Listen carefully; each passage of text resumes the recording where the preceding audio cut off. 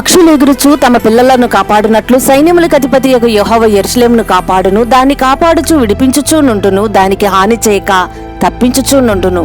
పట్టణానికి కాసే కావలి వారు ఎంతమంది ఉన్నా దానికి దేవుడిచ్చే కాపుదల లేకపోతే ఆ పట్టణాన్ని కాపాడాలన్నా శత్రువుల నుంచి విడిపించాలన్నా ఆయనిచ్చే కాపుదల మీద ఆధారపడి ఉంటుంది. అలాగే రక్షణ, భద్రత, క్షేమము మరేదైనా సరే ఆయన వద్ద నుంచే రావాలి. ఇటువంటి దేవాది దేవునిని దూతల గణములు తమ రెక్కలు చాపి ఎగురుతూ తమ గళములతో మానక దేవునిని స్తుతిస్తూ ఉంటే ఆయనేమో శత్రువుల బారి నుంచి మనల్ని కాపాడి రక్షించి విడిపించుటకు మనం ఎక్కడ ఉన్నా పక్షులు ఎగురుకుంటూ వచ్చి కాపాడి రక్షించడమే కాకుండా తన రెక్కలపై మోస్తూ రెక్కల క్రింద దాస్తూ మన బాధ్యతలను భరిస్తున్న దేవునిని కాక ఎగిరిపోయే డబ్బుని, కరిగిపోయే కండల్ని, మరుగైపోయే మనుషుల్ని నమ్ముకుంటే మనకు రక్షణ వస్తుందా?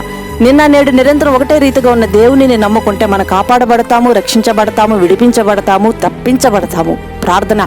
తండ్రి, నిత్యం నీ కాపుదల్లో మమ్మల్ని ఉంచమని వేడుతున్నాం తండ్రి. ఆమేన్.